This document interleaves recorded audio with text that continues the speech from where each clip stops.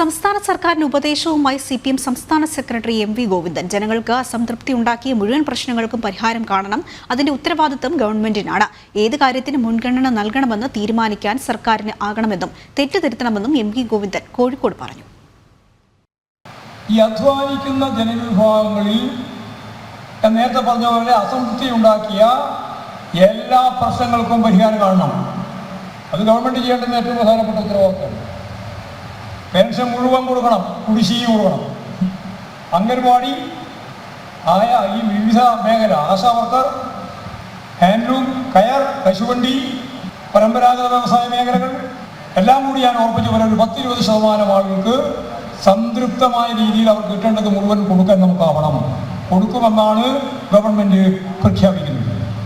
അപ്പോൾ നമ്മൾ നമ്മുടെ ഭാഗത്തു നിന്നുള്ള തിരുത്തൽ വരുത്തണം.